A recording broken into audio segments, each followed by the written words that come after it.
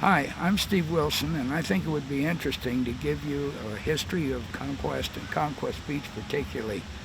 Conquest was bought by my parents during World War II, and about 1948, some of the ladies in Centerville came to my father and asked if they could use this beach. And my father, being a very civic-minded gentleman, built the beach. He planted the grass, built the road downhill, built bathhouses, put in a baseball field, shuffleboard courts, and opened the beach around 1949.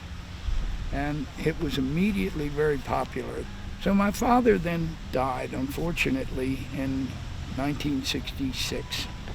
And at that time, I was 25, and this passed into my control, along with that of my mother and sisters. So we all owned this together and talked about what to do with the beach, because operating a public beach is not a simple process. From about 1966 until about 1990, I operated this beach actually completely at my expense, taking no money for its use from the county or the citizens. I cut the grass, insured it, kept the buildings painted, everything was done, because Queen Anne's County in those days had no parks and no place for kids to swim, and it was the right thing to do. Somewhere in the 80s, times began to change here. We'd had some incidents that were unsettling. A couple of people drowned off the beach.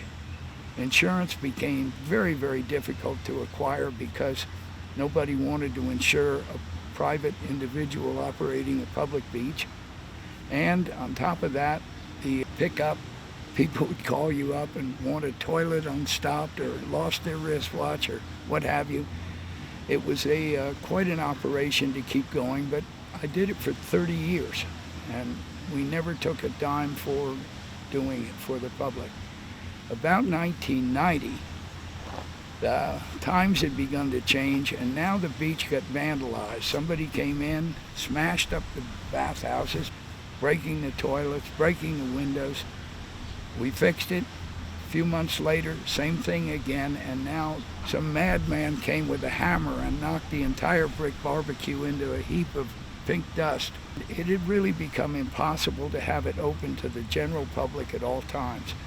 But we had a number of groups, families, fire companies that really needed it in order to have their get-togethers. There was no other equal facility in Queen Anne's County, no public park in those days.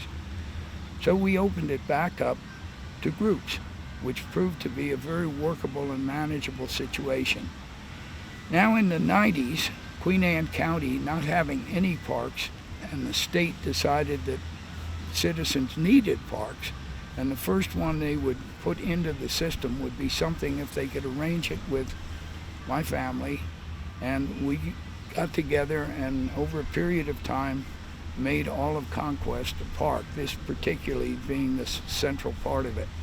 When we did, a number of conditions were imposed on it. It would have been a 50 or 100 houses on the water, and we were hoping to keep this whole peninsula as a natural object for the public down through the future. And the state agreed with that. So they not only helped fund it up a bit, but they also put easements on the next property down, spending $2 million for that, so that the whole peninsula, Spaniard's Neck, is now a preserved area.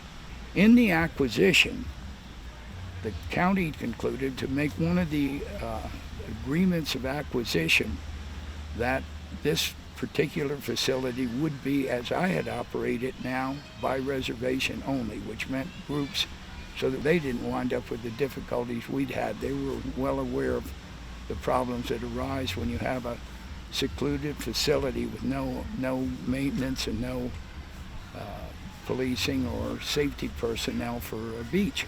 One thing that's significant is when we went from individuals to group usage, we actually probably increased the number of people that were coming through this park, because the groups were so numerous in the county that needed, it was everything from weddings to fire companies to family reunions, that our usage didn't drop. It only changed from one constituency to another.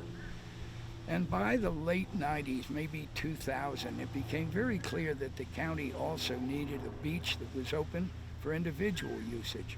So I actually went and located a beach down on Kent Island where the densest hub of population is, Mattapique Beach. And we got that cleaned up, picked up the building, all done with grants.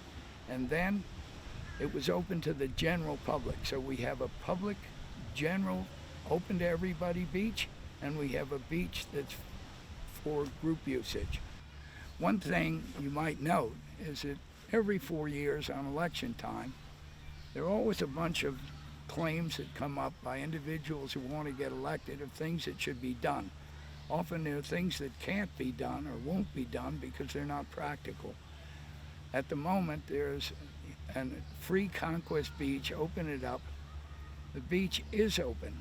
It's open under the conditions it was accepted into the county under, and it will always be open under those conditions. So it is open.